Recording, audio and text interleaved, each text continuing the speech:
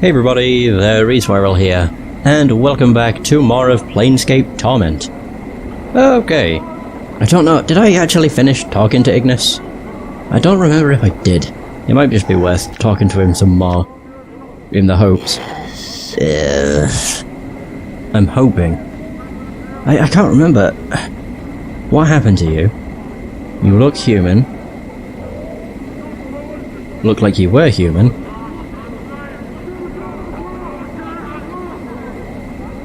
Okay. So Ignis twists, hunching his head forward as his body spins slowly above the ground. The effect is much like a fiery whirlwind, thermals steaming off his body and distorting the air around him. Still Ignis, always Ignis. I wish to speak more of Burn. Okay, so as you open your mouth to speak, Ignis suddenly whirls on you. You are forced to choke back your words as the heat from his frame floods over you. Ignis, might you be sparks in bodies always seeking to rise? Sparks in bodies? What do you mean? Oh wow.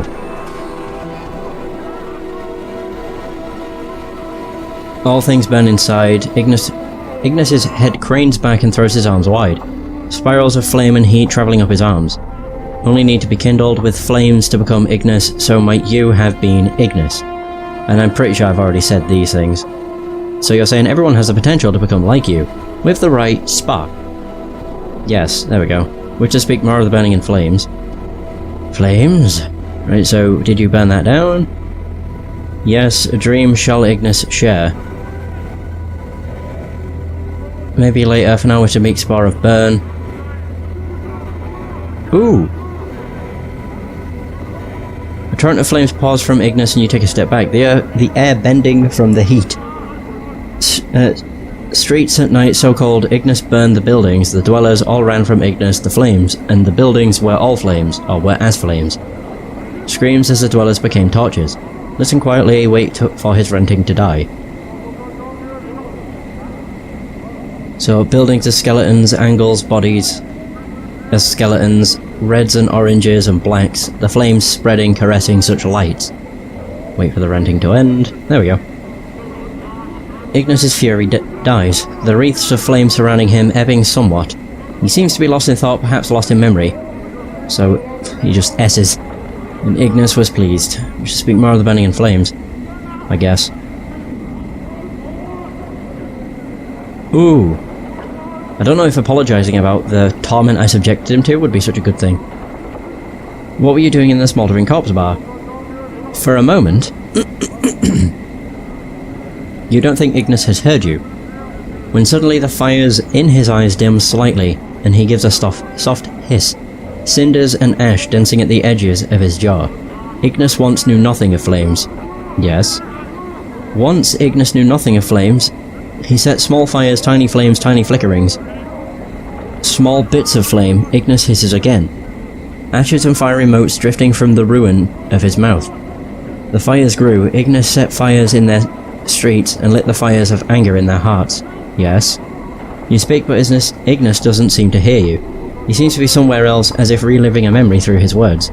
Against your will, you stop and listen. They sought to punish Ignis, the small flies from the hive. They wished to see Ignis burn after Ignis set fire to their streets. Tiny magelings, hedge wizards, runecasters, tiny sparks of magic came to punish Ignis for hurting their loved ones. They sentenced Ignis to burn. Made Ignis a torch, a spitting flame, burning, burning. It was justice, they said. Justice. You watch mesmerized as Ignis begins slowly turning again, as he did above the grill in the smouldering corpse. But it was not a sentence. There is so much flames and pain, and there is no pain. There is light and heat, and the flesh runs as tallow across my bones. And for the first time, Ignis is pleased. Ignis stops his rotation and his gaze falls upon you. As it does, the fires in his eyes flare, and the charred grin splits his features, the flesh crackling and bubbling as it melts and streams across his face. Ignis wears the face of all hells, of flames, and his next words are spoken like a death sentence, not only for you, but for everyone, everywhere. When the plains burn and all life is tortureless, then Ignis shall at last be at peace. Jesus. Just speak more of the burning. Are you sure your teacher was me?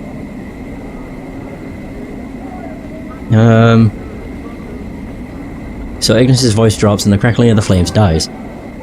Yes, it is the only reason Ignis obeys you. Flames rise around him in a crackling spiral till death comes for us both.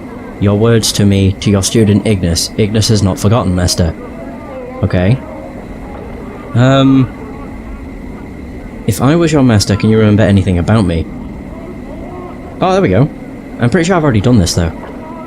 His features flicker. At first you think it's the flames, but it's not. It's the flickering of memory. Oh wait, this seems new. Maybe.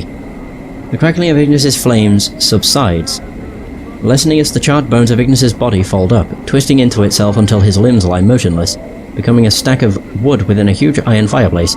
He was staring into a fire burning brightly within a vaulted room. The fire crackles and spits embers onto the stone floor, motes rising from the fireplace.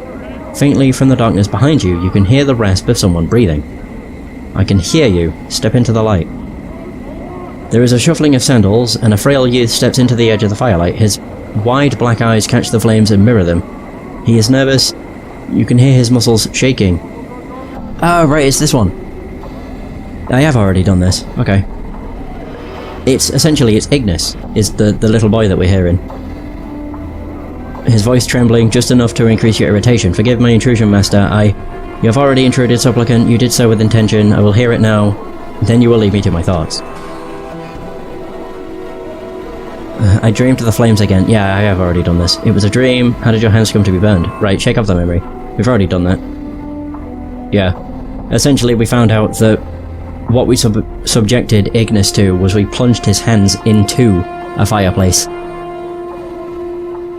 And that's when he started to become more and more obsessed with the fires. Or with the flames and the burning. So Ignis, about your teaching, about the torments I subjected you to, I'm sorry. Flames, no torments. Ignis slowly turns, twisting above the ground. He may have heard you, but you don't know if the words meant anything to him. I wish to speak more. Okay, are you sure, supplicant? Oh. Ignis stops instantly and he whirls on you. New flames bleeding from his chest and skull in a horrid crackling mess. It's like a nest of flaming snakes suddenly erupted from hidden recesses on Ignis's body. Supplicant no more is Ignis. Speak such again and Ignis will burn you. Ooh. I mean, I'm tempted to just say it again and see what happens. Try it, supplicant. It seems I'll have to remind you of your station. Oh, so he does actually attack. Oh, man. Wow. I mean, I knew he would turn on us. I don't think it really matters. Yeah. So, well, at least I now know that you can piss him off. So, you sure your teacher was me? Are you absolutely sure it was me? Okay, yes, the face has changed, but many lessons you taught Ignis. If my face has changed, how do you know? Inside all things, tiny flames, the spark, the flames, the same. No matter what the skin can bleed, skin can burn, but the inner flame remains. So it's like, can you remember anything about me? And then it's the memory. Okay, so I think I've covered everything when it comes to his dialogue. And if anything, I kind of want to avoid talking to him, because he's a character that's super easy to anger. Like, I would rather not. I think that's where I want to be. I never thought to go back to the Smouldering Corpse Bar. Although, to be fair, I don't really mean to go back to it. I should have spoken to what's-her-face, Drusilla, I think her name was, before I even left. Because she wanted us to free Ignis. Like, she's wanted us to do it for a really long time. It's taken me a bit too long to get around to it, but whatever. Yeah, Drusilla, there we go. As you approach the woman to talk to her, Ignis's eyes flare up, and before you can stop him, he embraces her. She returns his embrace, losing herself in his flames. She does not cry out. Your last glimpse of her is burned into your memory. Her eyes are full of fiery passion and all-engulfing love. Nothing is left of her, not even ash. Jesus. That was thorough, Ignis, and hasty. I wanted to speak with her. Oh. Okay, she just, died. I mean, I get the feeling she may have died, but she probably went in peace. She finally got to see Ignis be free, so I'm certain she's probably happy. And I mean, if she wasn't, she probably wouldn't have returned his embrace. Either that or she returned his embrace because she knew as soon as he touched her, she was screwed. I'm hoping this will let me fast travel. Think so. Maybe. It didn't. Ah, crap. I don't want to be in here. No, the tenement of whatever it's called is a pain. I just want to get access to the fast travel. Okay, where's the exit? There we go. And then from here we're going back to the lower ward, and then to the Godsman Foundry. Lower ward, and then after the Godsman Foundry I'll probably go to the Clerk's ward. And then the upper ward, I'm assuming. Alright, because I think I managed to finish off everything there was to do within the lower ward last session. Took some doing. Although I do want to check my current quests. Ah, there we go. Yeah, we have to take a message to Baldur of Durian at the Foundry. We also need to find the Night Hag Ravel puzzle well. Okay, so she's in the Civic Fest Hall. Okay. And then we also need to remove Reekwind's curse. Elwyn Fenamel. Find her friend. Oh, right, yeah. That's one, like, a quest I took on within the Clerk's Ward. Namel was the chick that actually allowed us to recruit Ignis. Yeah. Because she was the one that gave us the... I can't remember what it was called. The word? The command. Command word. This is also not where I need to be. God, as soon as I get to the place I'm realising where I'm going. Now, the Godsman's Foundry is right here. Although that doesn't look any different than anywhere else. Aside from the fact it's got something above it. But, whatever. Into... Uh-oh. Into the Foundry. Oh, it's locked. What if I pick that lock? Aye. Also, what if Anna does? Might as well. Ooh! Does not have a conventional lock and be rewarded against something or other. Ooh! Fancy. Can I speak with the Godsman? Ah, there we go. So that must be how I get through. You see a burly, bored-looking guard. State your business, please. I'm here to pick up an order. Here to put in an order. Baldur! That'll do. Just looking around. Who are you? So, I am a guard of the Believers of the Source, sir. Believers of the Source? Yes, sir. Godsmen, we're called. Why? We're one of the 15 recognized factions of Sigil, sir. We believe that every being has within it the spark of divinity. Neither good nor evil, necessarily, but potential to be divine. Beyond divinity, we believe there lies something greater. We believe all life has a purpose and a goal. And we are devoted to understanding what these goals are. We strive toward greatness with every step in our lives. Sounds important. We believe it is, sir. Can I help you with anything else? Yeah, I had more questions. What are you doing? Guarding the gate, sir. Right. I had more questions. What is this place? You are in front of the Great Foundry, home to the Believers of the Source. What is this Great Foundry? Aside from being home to the Believers of the Source, it is also one of the largest foundries known to mortal existence. Much traffic passes through these gates. We take orders from all across the planes. Currently, we are not accepting any further orders, as most of our craftsmen are either working on a new project or are commissioned for the next several months on smaller orders. What this means, in practical terms, is that you're not getting in unless you have a receipt for work to pick up or have urgent business inside. I do have urgent business. Signatory requirement, sir. What is this place? No business. Done. I mean, I have the thing. That's what I was after. I was like, why is it not popped up? I have a message for Baldur from Giltspur, the auctioneer. Thank you, sir. You'll find him in the Great Godsman Hall. He opens the gate for you. There we go. It's not how long you live, but how you live that determines your next step towards... Was that divination or determination? I mean, I may as well explore. Wonder if any of these... No. I was mostly curious if any of them barrels had anything inside them. Them ones don't either. Great. No items whatsoever. Love it. I think that's all there is. God, what a map. Very large. Yeah, nothing in here either. Alright. You there! Right, so into Foundry we go. Oh boy. I'm gone. Holy bloody hell. Foundry worker. Oof. Big oof. Can't wait to get out of here. Again, I probably just need to speak with named characters. Wait, what the hell's over here?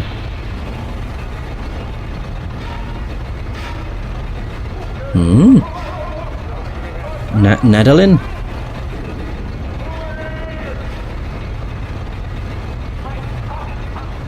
Whoa. So what's this? You see a wizened old man with trembling hands and a cunning face. He looks you over carefully and speaks, "Hell, have I seen you before? You seem familiar to me somehow." Ooh, from where do you remember where? I suppose it's possible. I never forget a face, it'll come to me. Oh, to Baldur with it. Do you remember where? It's important to me. Not so fast, lad. Takes a while for the mind to warm up. To a task like that, or like this. I've lived a long time and seen a lot more faces in that time. And it ain't so easy to remember. Memory's a fleeting thing. And that's some you can bank on. Before replying, you mutter, "Tell me about it, lad." Oh, okay. Then, can you tell me... Yeah, can you tell me who you are? Me? I'm Nadalin, Godsman Fighter Extraordinaire. Guys, at least I used to be. Now I'm a clerk in the foundry, breathing in this sooty air and hastening my dying day along. That's a pity. I had other questions. Okay. I'd like to pick up some gear for the forge. Ooh! So, you wanted to be a smith now, eh, lad? Very well. You'll need an apron, 10 coppers, some tongs, another 10, and a hammer, which will be 20. That comes to, let me see, 50 copper. I'm sorry, but that sounds like 40 copper to me. What am I thinking? Of course it is. I tell you, memory's an insidious thing. That it is. Give me that stuff. Do I want it? I don't know if I'd really want to take that stuff. It's still too rich for my taste. Can't really give it to you. Alright. So... I just wanted to see your smiling face. Bless you, son, and now if you'll excuse me, I have some windows to look out. Right. I know one thing you can actually do with this guy. I'm gonna quick save, because I know it's something that's easily fucked. Alright, select Anna, thieving skill, and pickpocket. Oh, we got it. Never mind. That was quite easy. Sweet. There it is. Yeah, I needed a receipt. Godsman receipt. A receipt stamped with the symbol of the Godsman, probably redeemable at the Great Foundry. I mean, it's not even really that great, but it's cool. I want to select everybody. There we go. Right, speak with Nadalin again. I'm here to pick up an item. Do you have a receipt? You need a receipt or I can't give you anything. Sure do. Here you go. The old man takes your receipt and compares it to his old records. He scurries off a minute or two and comes back with a fine mace in his hands. Here you go, lad. Thanks. So long. There we go. I can't remember what that's called. Is it the Justifier or something? Wait, what? Oh, there. Yeah, I need to actually, Oh no, it's called the Justifier. And I can talk to it. I can talk to my mate. 3 to 12 damage. Like, that's pretty good. Why have I got nothing equipped? I'm not sure. For some reason I unequipped my weapons? Huh. So this mace looks like any other mace, a spiked ball atop a wooden shaft, a leather hand grip with a thong to prevent losing it in the heat of battle. Where it differs is in the eye etched in acid on the head of the weapon, a stylized sigil of the god Horus.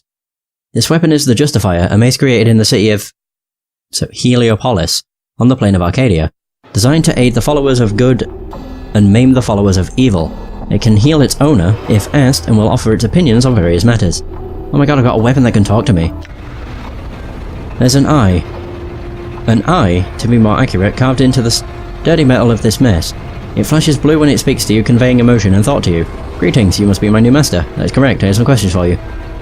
Anything you want to know, boss? What can you tell me about Mort? You get the feeling the eye on the mace is shifting back and forth. It whispers, I have a bad feeling about him, boss. But I can't put it into words. The skull seems familiar, and it's attached to a lot of bad memories for me. I can't say why, though, because I don't remember. Okay, I have some other questions. What can you tell me about Anna? My honest opinion? Well, she's a little fiery, but I think she's got a thing for you. She hides it, but I think you can trust her, as long as you don't betray her. Okay. What about Dakon? There's a good reason he's travelling with you, boss, and I'm not sure if it's for your best interests. You know these Githzerai. They stick together when they associate with others. It's for a reason. I'll keep my eye on him for you. And some other questions. What about Ignis? This is probably like, this guy's crazy. Only nothing. I don't know these people, boss. Alright. What about yourself? I'm the Justifier. I'm called that because I can find an excuse for almost anything. Plus, after a few swings of me, most people realise that you're justified in what you're saying. I was forged by one of the smiths under the auspices of the god Horus himself in the plains of Heliopolis in Arcadia. Say, you seem familiar to me. Familiar how? I'm sorry, but I can't really recall right now. Give me a little more time and I'm sure I'll remember. Great, have fun thinking. Farewell. I may as well equip it too, just to get rid of my, like, give me some more space. Essentially, it's really good for doing that. But I like the punch daggers more than anything. Yeah, I really do. Right, well there's that. That's just a Godsman guard, doesn't have any, like, actual good dialogue. I do like the fact you can actually talk to weapons, as weird as that is. I think that's, well, the other one wasn't a weapon, it was a book. But still, I could talk to it, which was really cool. Who is it I'm looking for again? Not Thilden. Godsman Guard. Foundry Workers. Godsman. Alyssa Teald. I might just try and uncover the entire map before I do anything. It's usually how I work around this stuff. Alright, the Foundry's not all that big actually. It's just a big round room. The boxes sure are heavy. Who the hell is it I'm looking for?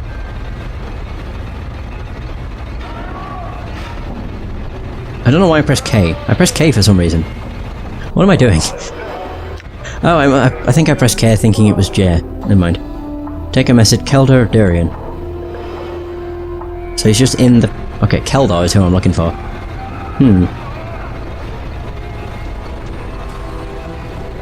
I might just have to have a look around. I mean, there's more to this place, because obviously there's a bunch of... Oh, they got some hall! Oh.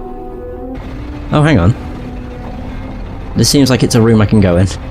Maybe he's hidden in here. And not looking like it. I mean, to be fair, I could probably ask around, maybe.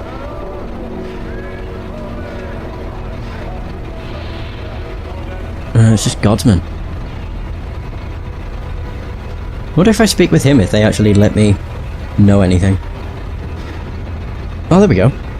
You see a competent, somewhat bored-looking guard. Greetings, sir, may I be of assistance? What's behind those guarded doors? I'm afraid that's a secret, sir. Even from our valued faction members, unless you're involved in the project itself, or unless you received authorization from one of the high-ups, we can't allow you in. Very well, can you tell me where to find the clerk's office? Just south of the main foundry, sir, you'll find an office with a desk in it. That's the clerk's office. Where can I find the high-ups? Either Sandals or Keldor should be able to aid you in this matter. Keldor's in the main meeting hall just through the door on the right side of the main foundry. Sandals can usually be found in the rooms to the rear of the hall. Aha, so that's what I need to do. I'm just trying to see, like, where's the door? It's like on the east side of the foundry. I would assume that it's that one. Like, I'm not seeing anything. Unless it's this. I'm not entirely sure. How do I get through these doors? You can speak to a high up or you can try to go through us. He smells grimly, I wouldn't recommend that last option. Alright, alright. I don't know why I can't find Keldor. But I can't find Keldor. I'm completely lost. What is this? Can we go through these? What's behind these guarded doors? Okay, that's a secret. Where can I find the high-ups?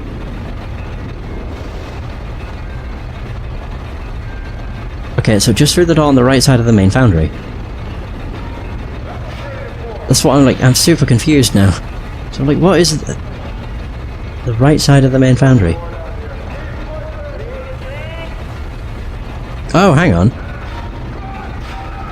Unless I have to leave. Like, entirely and then go back it. Maybe there's an entrance to the right, I doubt it, but... I don't really know where else I can go. Yeah, there's no entrance. Wait, anywhere else, so I'm not entirely sure. Alright, so back in we go, I suppose. I'm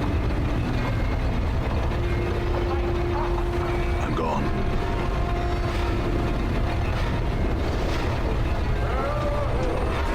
Keldor.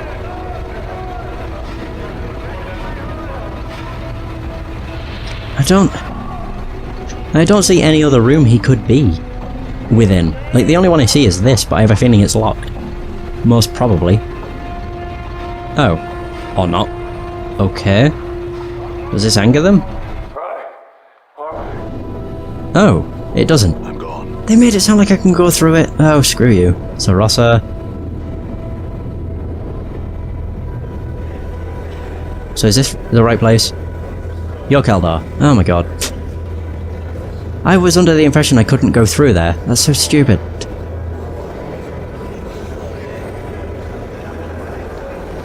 Ah, dear. Why can't they just let me just roam around? Very nice. Neil Xander. God, this place seems like it's going to take a while to get through. Just from the size of the place. Keldar! We have a message. You see a sturdy man who looks like he's just bursting with vitality. His face is tanned and lined, and his black beard is beginning to show hints of white. Hail, stranger, and well met. What can I do for you this fine day? I have a message for you from Giltspur the Auctioneer. A message, eh? He takes the note from you. Very well. You can tell him the message is delivered. Was there anything else you wanted? Few more questions. Who are you? He smiles broadly. My friend, I am Keldar of Durian, one of the factotums of the Godsmen, and nominally in charge of this place while our true high-ups are gone in conclave. What can you tell me about this place? This is the Great Foundry, home of the believers of the Source, also known as the Godsmen. Here we make items that ship all over the planes. We're renowned in many worlds. Only the best work here. It's said that we've got a staff of smiths that rival those in Mount Clangaden itself. Personally, I don't think we're that good, but we are close. Can you take on additional work?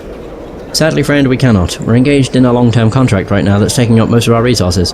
Perhaps when we've finished, in a matter of years, he shrugs. My apologies. Other questions? Tell me more about your faction. Gladly. Gladly. What did you want to know? How do I join? A sly smile creeps across his face. Well, first you'll have to renounce your Dustman membership. Very well. I renounce them. What do I have to do? If you wish to join the Believers of the Source, you must complete 3 quests. The first quest is this. You must go to the Forge and create an item. This will show that you are capable of seeing the possibilities inherent in even a base lump of iron. That you are capable of bringing forth something that will stand the test of time. It measures your vision and your ability to make the potential actual.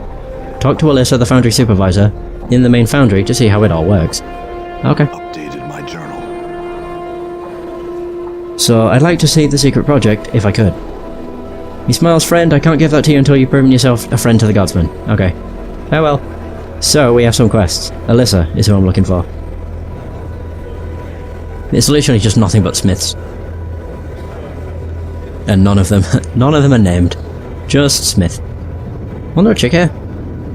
Oh, she is. She's there. That's Sarasa, though. Alyssa is who I'm looking for. And she's in, like, the main foundry place. Okay. Alyssa. No, that's is that Thildon? Yeah, Thildon. I mean, I think I have to actually look for somebody that is a woman. I mean, I'm just looking for named people at this point. Foundry worker, foundry worker.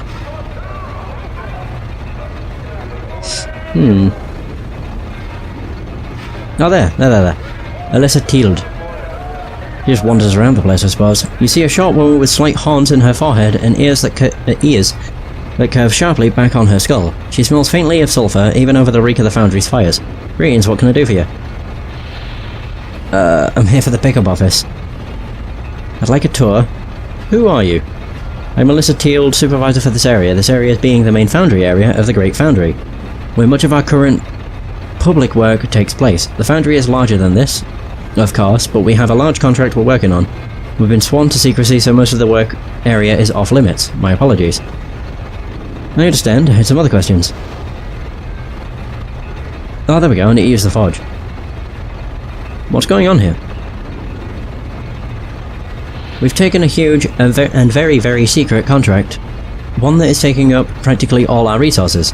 We maintain a small operation for the day-to-day items for our other orders, but right now the foundry is devoted to fulfilling our contract. Don't bother asking about it because I won't tell you. You seem very firm about this. Very well. I had other questions. What exactly do the Godsmen stand for? This is both a communal and individual faction, and there are variations on the theme depending on whom one speaks with. But the basic gist of it is that life, nay, all existence itself, is a test of sorts. All things that arise test us, and how we react determines how we move closer to the true understanding of everything. We seek the truth behind the multiverse, and it's apparent to us that ours is the right way. How do I join? Do I speak to Keldor Durian? Yeah, oops, I wanted to say I had other questions. My bad. Misclicked. I have some questions, again. Where can I get those items to work the forge?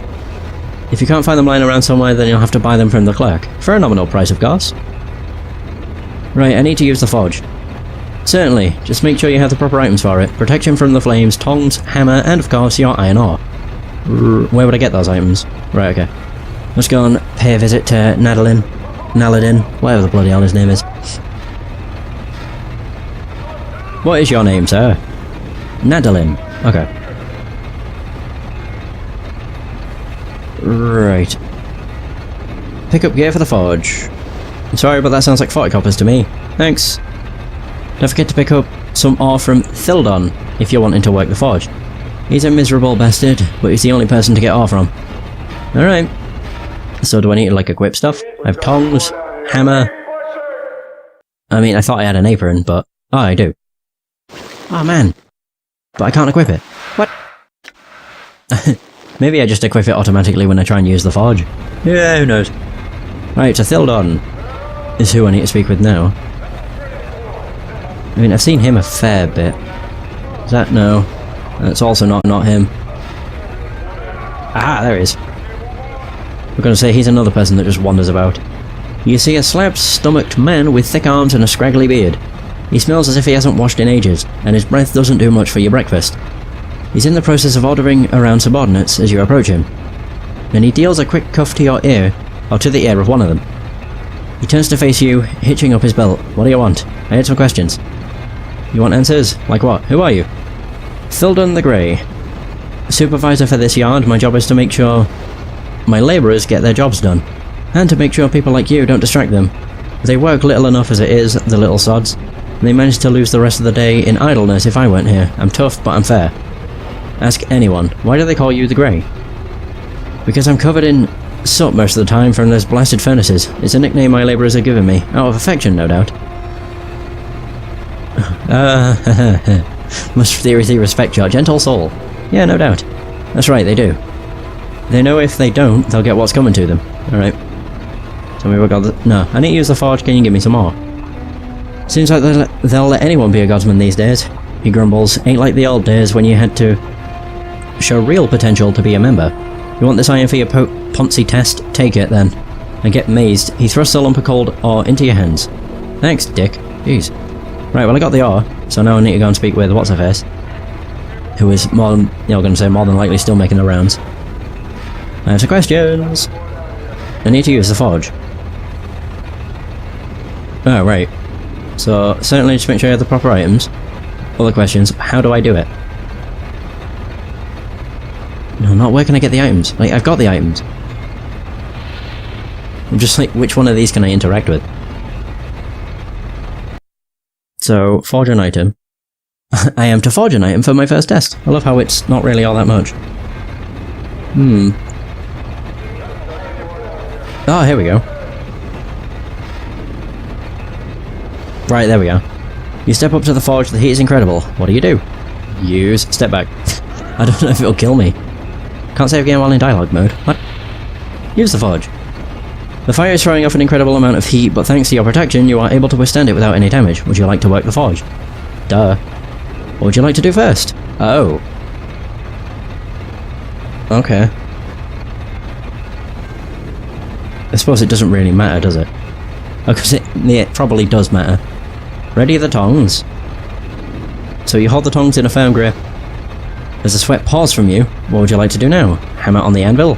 You pound the empty anvil for a few moments, singing the ringing of metal on metal to the uncaring heavens. Hot, hard work, sweaty too. What now? I can just keep readying tongs and hammering the anvil. So I can pick up the ore. You hold the lump of ore in your hands. Where you're standing, the heat of the forge almost seems strong enough to melt the iron. It's practically searing your skin. Good thing you're protected against the flames. Now what? I was going to say, hold the ore in the flame. Yeah, just do it with your hand. No, with the tongs. So there. The ore softens rapidly, soon becoming soft enough to work. Your hands grow slick with sweat. Place the softened ore on the forge and work it into shape. What do you like to do? Ooh. Something small and dangerous. Does it really matter? I mean, considering it's the Godsmen, most of them are wielding axes, so I'll go with the battle axe. You surely want to make an axe. So an axe will take some time, you're going to be damn uncomfortable for a while, but at least you're not burning to death. Sure. With a little decoration, this axe could fit the hands of the finest warriors. It's that good. I always knew I had it in me, now to show Keldar, and maybe try this weapon out. I don't want to... What? I don't want to use it again. Jeez. So do I have an axe? Oh, boy. Damn. So that's what I was able to create. They made it sound like it was going to take me hours, but it took me, you know, like 5 seconds. Psh. A stiletto would have been quicker, mostly because it wouldn't have been like, are you sure you want to create this? I'm gone. It would probably say, this is such a piss-poor item that you're trying to create. Are you sure you want to use this? Are you sure you want to do this? Oh, you're named. Either way, Keldar made an axe. You proud of me? Who do I talk to again? Show him the item you forged. I have finished forging my creation. He takes it from you and examines it carefully. That is, without a doubt, one of the better pieces I have seen in a recruit forge. You go far, my friend. Are you ready for the next test? I certainly hope so. 8,000! Nice. He continues grimly. Oh dear. A murderer has struck in the foundry. And I am forsaking the usual test in order for you to track this killer down. Go speak to the supervisor, Alyssa Teald, in the main foundry and proceed from there. When you've completed your investigation and are ready to name a culprit, come back to me. Updated my journal. Murder mystery? My favourite! I'm still so far away from being level 9.